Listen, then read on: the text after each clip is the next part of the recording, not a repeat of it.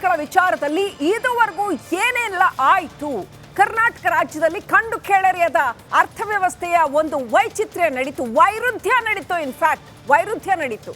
ಯಾಕೆ ನಡೀತು, ಏನೆಲ್ಲ ನಡೀತು, ಎಷ್ಟೆಲ್ಲ ಜೀವಗಳು ಬಲಿಯಾದವು, ಎಷ್ಟೆಲ್ಲ ಜೀವನಗಳು ಕೊಚ್ಚಿ ಹೋದವು ನೋಡಿ.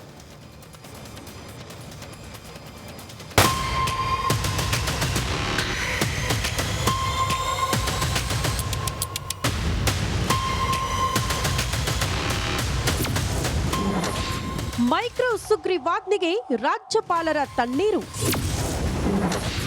ಸಹಿ ಹಾಕದೆ ವಾಪಸ್ ಕಳುಹಿಸಿದ ರಾಜ್ಯಪಾಲರು. ಸರ್ಕಾರಕ್ಕೆ ಸ್ಪಷ್ಟನೆ ಕೇಳಿ ಸುಗ್ರೀವಾಜ್ಞೆ ರಿಟರ್ನ್. ರಾಜ್ಯದಲ್ಲಿ ಮೈಕ್ರೋ ಫೈನಾನ್ಸ್ ಟಾರ್ಚರ್ ತಾಳಲಾರದೆ ಬರೋಬ್ಬರಿ 26 ಜನ ಪ್ರಾಣ ಬಿಟ್ಟಿದ್ದಾರೆ.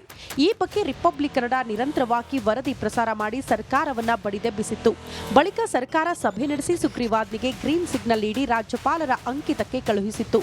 ಆದ್ರೀಗ ರಾಜ್ಯಪಾಲರು ಸುಗ್ರೀವಾಜ್ಞೆಗೆ ಸಹಿ ಹಾಕದೆ ವಾಪಸ್ ಕಳಿಸಿದ್ದಾರೆ.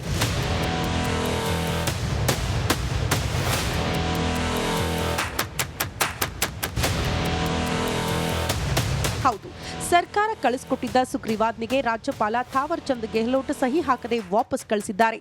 ಸರ್ಕಾರಕ್ಕೆ ಹಲವು ಸ್ಪಷ್ಟನೆ ಕೇಳಿ ಕೆಲ ಬದಲಾವಣೆಗೆ ಸೂಚಿಸಿದ ಸುಗ್ರೀವಾಜ್ಞೆ ಪ್ರತಿಯನ್ನ ವಾಪಸ್ ಕಳಿಸಿದ್ದಾರೆ. ರಾಜ್ಯಪಾಲರು ಯಾಕೆ ಸುಗ್ರೀವಾಜ್ಞೆ ವಾಪಸ್ ಕಳಿಸಿದ್ರು ಅಂತ ನೋಡೋದಾದ್ರೆ,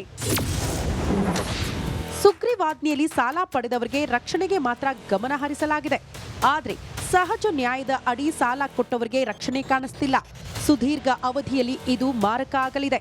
ಮೈಕ್ರೋ ಫೈನಾನ್ಸ್ 3 ಲಕ್ಷ ರೂಪಾಯಿಗಿಂತ ಹೆಚ್ಚು ಸಾಲ ಕೊಡುವುದಿಲ್ಲ. ಹೀಗಿರುವಾಗ ನೀವು 5 ಲಕ್ಷ ರೂಪಾಯಿ ಹೇಗೆ ದಂಡ ವಿಧಿಸ್ತೀರಿ ಅಂತ ಗವರ್ನರ್ ಪ್ರಶ್ನೆ ಮಾಡಿದ್ದಾರೆ. ಇಷ್ಟೇ ಅಲ್ಲ, 10 ವರ್ಷದ ಶಿಕ್ಷೆ ಪ್ರಮಾಣದಲ್ಲಿ ಯಾವುದೇ ಲಾಜಿಕ್ ಇಲ್ಲ. ಪ್ರಾಮಾಣಿಕವಾಗಿ ಸಾಲ ಕೊಟ್ಟವರಿಗೂ ಇದು ಎಫೆಕ್ಟ್ ಆಗುತ್ತೆ. ಇದರಿಂದ ಸಾಲ ಮರುಪಾವತಿ ಮಾಡೋರಿಗೂ ಸಮಸ್ಯೆ ಎದುರಾಗಬಹುದು. ಹೀಗಾಗಿ ಅಧಿವೇಶನದಲ್ಲಿ ಸಾಧಕ ಬಾಧಕಗಳನ್ನು ಚರ್ಚೆ ಮಾಡುವಂತೆ ರಾಜ್ಯಪಾಲರು ಸಲಹೆ ನೀಡಿದ್ದಾರೆ.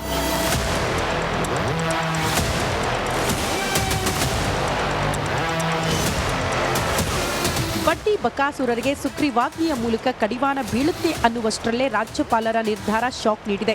ಇನ್ನು ಪ್ರಾಮಾಣಿಕವಾಗಿ ಸಾಲ ಕೊಟ್ಟವರ ದೃಷ್ಟಿಯಿಂದಲೂ ರಾಜ್ಯಪಾಲರು ಆಲೋಚನೆ ಮಾಡಿ ಅಧಿವೇಶನದಲ್ಲಿ ಚರ್ಚೆ ಮಾಡೋದಕ್ಕೆ ಸೂಚನೆ ಕೊಟ್ಟಿದ್ದು, ಮುಂದೇನಾಗುತ್ತೋ ಕಾದು ನೋಡಬೇಕು. News desk, republic Kannada. ಸರ್ಕಾರ ಮತ್ತು ಗವರ್ನರ್ ಮಧ್ಯೆ ಸುಗ್ರೀವಾಜ್ಞೆಯ ಸಮರ ಎಲ್ಲಿವರೆಗೆ ಬಂದಿದೆ ಅನ್ನೋದನ್ನ ನೋಡ್ತಾ ಹೋಗೋದಾದ್ರೆ, ರಾಜ್ಯಪಾಲರ 6 ಆಕ್ಷೇಪಗಳಿಗೆ ಸಿದ್ದು ಸರ್ಕಾರ ಉತ್ತರವನ್ನ ಕೊಡ್ತಾ ಹೋಗಿದೆ. ಪಾಯಿಂಟ್ ಬೈ ಪಾಯಿಂಟ್ ಉತ್ತರವನ್ನ ಕೊಡ್ತಾ ಹೋಗಿದೆ. ರಾಜ್ಯಪಾಲರ ಎಲ್ಲ ಆಕ್ಷೇಪಗಳನ್ನ ಸರ್ಕಾರ ಪರಿಶೀಲಿಸಿ ತಕ್ಷಣವೇ ಈ ವಿಚಾರದಲ್ಲಿ ಕ್ವಿಕ್ ಆಗಿ ಕ್ರಮ ಕೈಗೊಂಡಿದ್ದಾರೆ. ತಕ್ಷಣವೇ ಉತ್ತರ ಕೊಟ್ಟಿದ್ದಾರೆ ಸರ್ಕಾರ.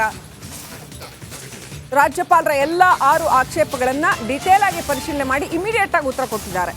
ಅಂತಿಮ ವರದಿಯನ್ನ ಸಿಎಂಗೆ ಕಳಿಸಿದೆ ಕಾನೂನು ಇಲಾಖೆ.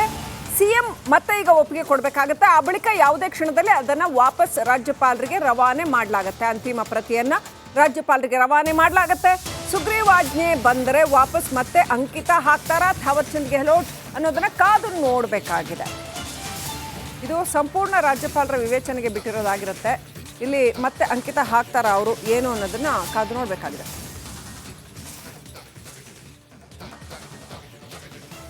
ಸೊ ಇದು ಎಲ್ಲಿಗೆ ಹೋಗಿ ಮುಟ್ಟತ್ತೆ? ಯಾಕಂತಂದ್ರೆ ನಿಜ ರಾಜ್ಯಪಾಲರು ಪ್ರಶ್ನೆ ಕೇಳಬಾರ್ದು ಅಂತ ನಾವು ಹೇಳಕ್ಕಾಗಲ್ಲ.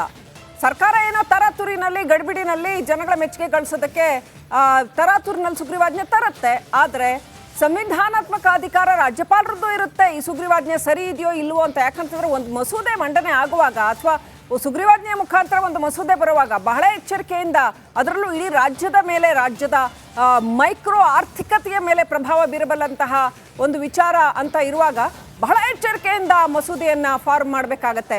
ಈ ಕ್ಷಣದ ಅಗತ್ಯಗಳಿಗೆ ಅಥವಾ ಈ ಕ್ಷಣ ಜನಗಳ ಆಕ್ರೋಶವನ್ನು ತಣಿಸೋದಕ್ಕೆ ಮಾತ್ರವೇ ಅಂತ ನೀವು ಮಸೂದೆಯನ್ನ ಫಾರ್ಮ್ ಮಾಡಕ್ ಬರಲ್ಲ. ಅದಕ್ಕೆ ಅದರದ್ದೇ ಆದ ದೂರಗಾಮಿ ದೃಷ್ಟಿಕೋನಗಳನ್ನು ಇಟ್ಕೊಳ್ಳೇಬೇಕಾಗತ್ತೆ. ಸೊ ಹಾಗಾಗಿ ರಾಜ್ಯಪಾಲರು ಹೇಳೋದು ತಪ್ಪು ಅಂತ ನಾವು ಹೇಳಕ್ಕಾಗಲ್ಲ. ಅವರ ಒಂದು ಸ್ಥಾನದಲ್ಲಿ ರಾಜ್ಯಪಾಲರು ಸರಿಯಾಗಿ ಹೇಳಿದ್ದಾರೆ.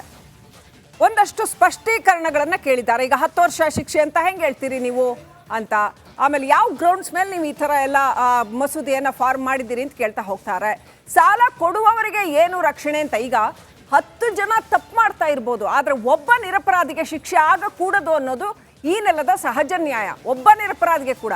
ಅಂದರೆ ಯಾರೋ ಒಬ್ಬ ಫೈನಾನ್ಸ್ನವನು ಕರೆಕ್ಟಾಗಿ ಸಾಲ ಕೊಡ್ತಾ ಇದ್ದಾನೆ ಅಂತಂದರೆ ಆ ಕರೆಕ್ಟಾಗಿ ಸಾಲ ಕೊಡ್ತಾ ಇರೋನಿಗೆ ಅನ್ಯಾಯ ಆಗಬಾರ್ದು ಅಂತ, ಅವನಿಗೂ ಕೂಡ ರಕ್ಷಣೆ ಸಿಗಬೇಕು ಅನ್ನೋಂಥದ್ದು ಇದ್ರ ಹಿಂದೆ ಇರ್ತಕ್ಕಂಥ ಉದ್ದೇಶ. ಹಾಗೆಯೇ ನೋಡಿ ವೀಕ್ಷಕರೇ, ಈ ಮೈಕ್ರೋ ಫೈನಾನ್ಸ್ಗಳು ಇರೋದೇನೆ ಯಾರಿಗೆ ಬ್ಯಾಂಕಿಂಗ್ ವ್ಯವಸ್ಥೆ ತಲುಪೋದಿಲ್ವೋ, ಯಾರನ್ನ ಬ್ಯಾಂಕಿಂಗ್ ವ್ಯವಸ್ಥೆ ತಲುಪೋದಕ್ಕೆ ಸಾಧ್ಯ ಆಗೋದಿಲ್ವೋ ಅಂಥ ಜನಗಳನ್ನು, ತಳಮಟ್ಟದ ಜನಗಳನ್ನು ಕೂಡ ತಲುಪಿ ಅವರಿಗೆ ಬೇಕಾಗಿರ್ತಕ್ಕಂಥ ಆರ್ಥಿಕ ಸಹಾಯವನ್ನು ಮಾಡೋದಕ್ಕೆ ಇರುವಂಥದ್ದಿದು. ಹಾಗಾಗಿ ಈ ಸಾಲ ಕೊಡುವವರ ವಿರುದ್ಧ ಏಕ್ದಮ್ ತುರ್ತು ಸಮಯ ಬಂತು ಅಂತ ಸಾಲ ಕೊಡುವವರ ವಿರುದ್ಧ ಸಂಪೂರ್ಣ ಮುಗಿಬಿದ್ದು ಬಿಡ್ತೀವಿ ಅಂತಾನೂ ಹೇಳೋಕ್ಕಾಗಲ್ಲ. ಅದರಲ್ಲಿ ಏನಾಗುತ್ತೆ ಅಂದರೆ, ಸರಿಯಾಗಿ ಸಾಲ ಕೊಡ್ತಾ ಇದ್ದಂತಹ ಬ್ಯಾಂಕ್ಗಳು ಕೂಡ ಅಥವಾ ಈ ಸಹಕಾರಿ ಸಂಘಗಳು ಅಥವಾ ಈ ಮೈಕ್ರೋ ಫೈನಾನ್ಸಿಂಗ್ ಸಂಸ್ಥೆಗಳು ಮುಚ್ಚೋಗಬಹುದು, ಬೇಡಪ್ಪ ಆಗಲ್ಲ ನಮಗೆ ಅಂತ ಅಂದ್ಕೊಳ್ಬಹುದು. ಹಾಗಾಗಿ ಎರಡೂ ಮಗ್ಗಲುಗಳನ್ನು ಪರಿಶೀಲನೆ ಮಾಡಬೇಕಾಗತ್ತೆ.